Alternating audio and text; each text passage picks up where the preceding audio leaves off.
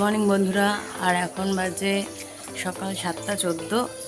আর ওয়েদারটা কিছুটা এরকম টাইপের আছে, কোনো রোদ ওঠেনি, উঠবে করছে, কারণ 7:14ই বাজে। আর এদিকে কলটা চালু রেখেছি, তার আগে বন্ধ করিনি আওয়াজটা। আচ্ছা, তো আশা করি সবাই ভালো আছো। তো অনেক দিন পর আবার ভিডিও করছি। তো এখানে আমি রান্নার যাবতীয় সব কিছু রেখে নিয়েছি, কি রান্না করব বুঝতেই পারছো। তো আমি নিউ ফোন কিনেছি, তো তার জন্য আবার নতুন করে ভিডিও শুরু করেছি। তো তোমরা একটু সাপোর্ট করো। আর এইখানে আমি এই অ্যাডজাস্টমেন্টটা লাগিয়েছি, ঠিক আছে, যাতে এই ঝাল মশলাগুলো বাইরে চলে যায়। তো চলো আগে না বকবক করে আগে রান্নাটা সেরে ফেলি, তারপর আবার তোমাদের সাথে আসছে।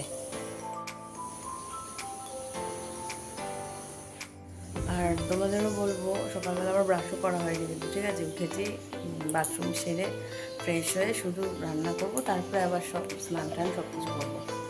আর এত গরমের মধ্যে আমার মনে হয় সকাল সকাল উঠে সমস্ত কাজ করে নেওয়া ভালো। তো তাহলে গরমটা কম লাগবে, কিন্তু না সেটা লাগে না, কিন্তু তাও আগুনের দাঁড়িয়ে রান্নাটা করতে হবে না।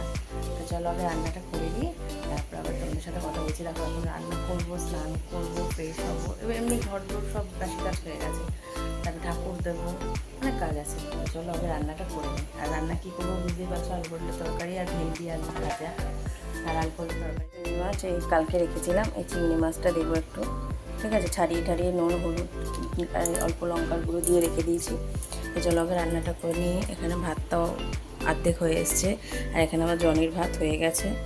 তো চলো, আর সকালবেলা খাওয়ার জন্য আমি এই শশা কেটে রেখেছি, মেয়ে শশা খায় না।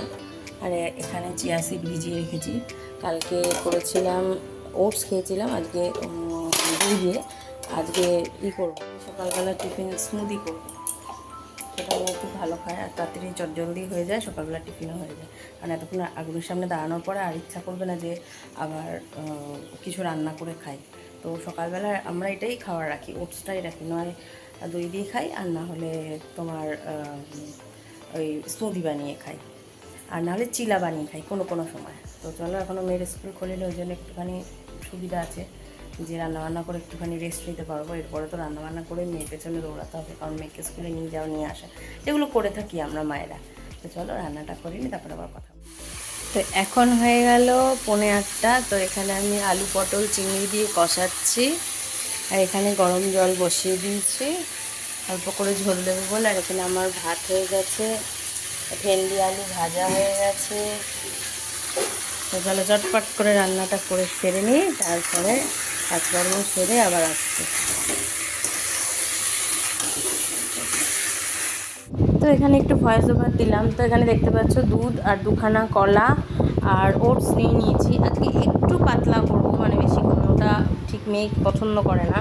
তো দুধ দিয়ে দিয়েছি 2 কাপ, ওর পাশে দেখছো কাপটা, ওই কাপের 2 কাপ দুধ দিয়ে তো ওটস দিয়ে একবারে ঘুরিয়ে নিয়েছি। আর এখানে মেয়ে 6টার সময় উঠে পড়াশোনা করা হয়ে গেছে সকালটুকু। তারপরে কৃষ্ণ দেখে প্রত্যেক দিন, যতদিন বাড়িতে রয়েছে, স্কুল ছুটি করে ততদিন দেখবে।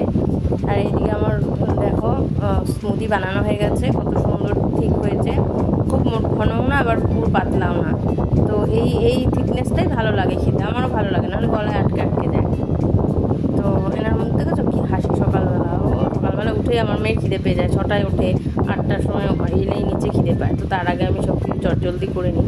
আর যতদিন স্কুল ছুটি আছে ওকে দিয়ে এইটুকুনি কাজ আমি করাই, মানে কাজ করাই বলতে এই টিফিনের বাসনটা একটুখানি ধুয়ে ফেলি, কলে জল নেই, ড্রামের জলে ধুই। আচ্ছা, আমরা খেয়ে নিই অনেক আগে, 1টার মধ্যে খেয়ে নিই। মেয়ে বসে আছে, মেয়ে আর আমি। আর আমাদের ওপরে বাথরুমে একটুও জল উঠছে না, ট্যাঙ্কের জল অতিরিক্ত গরম, ও পুড়ে যাবো, মানে ফুসকা পড়ে যাবে। তো তার জন্য এই যে এমনি ল্যাপ করে স্নান করতে চায় না, জানো তো। বড় 1 বালতির যে জল আছে, সে 1 বালতির জলও দেখি নিচে অর্ধেকের একটু মানে কম থাকে। কি করব জানি না, কালকে অনেক বকে কয়ে তারপরে আবার স্নান করেছে বিকেলে গিয়ে। যাই হোক, এখন খিদে পেয়ে গেছে, খাবো। আমি একটু ব্যাংকে গেছিলাম, তার জন্য দেরি হয়ে গেল। তো 1 বালতি জল বাবা তুলে রাখছে, ও শ্যাম্পু করবে, কালকে মাথার মধ্যে তেল দিয়েছে একতলা। তো আমাকে খেয়ে নি, খিদে পেয়ে গেছে।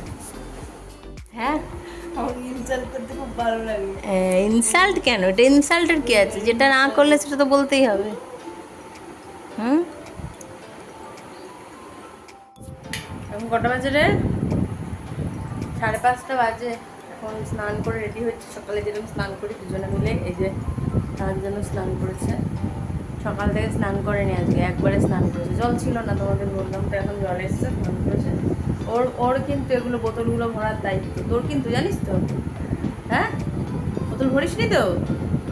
কিরে, তখন যাই ওই বাড়িতে একটুখানি ঘুরু ঘুরু করে আসি, মানে বাপের বাড়িতে, তারপরে এসে মেয়েকে পড়তে দিতে যাবো, আজকে রিস্টার পড়া আছে। তুমি কোন শহরের মাইয়া গো বল, তারপরে লাগে ঠিক আছে, আসছি আমরা পরে আবার তোমাদের সাথে দেখা হচ্ছে গাইস।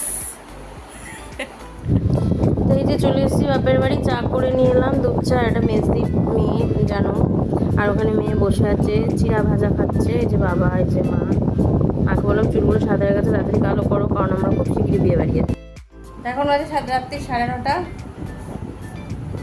এই আমার মেয়ে লাইটটা জ্বালিয়ে দিল, মাকে যাতে একটু ফর্সা ফর্সা লাগে। যাই হোক, দেখেছি ওপরে গিয়ে আবার কি চেল্লামি হচ্ছে। তো রাত্রি 9:50, তো এখন খাবো রাত্রিরের খাওয়ার। তো তার আগে একটু জিনিস দেখাই। এই যে মেয়ের আর আমার ব্রাশ একদম মানে জয় জঘন্য হয়ে গেছে, এই দুটো ফেলে দিলাম।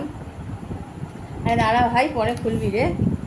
এই যে এটা আমি নেবো, হ্যাঁ। আর এই যে এটা সেম সেম এনেছে, খালি কালার দুটো আলাদা।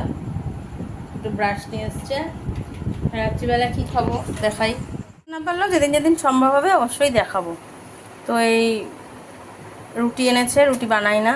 আর এই সকালবেলা আলু পটলের তরকারি আছে, এই দিয়েই হয়ে যাবে রাত্রিবেলা। তো চলো, টাটা, গুড নাইট। আবার কালকে নতুন নতুন ব্লগ দেবো এখন থেকে। তো বলবে ব্লগ দেবো না শর্ট ভিডিও দেবো না ডান্স ভিডিও দেবো, যেটুকুনি আমি পারি। তো এই যে এদিকে ওর প্যাকিং খোলা স্টার্ট হয়ে গেছে। চলো টাটা, বাই বাই।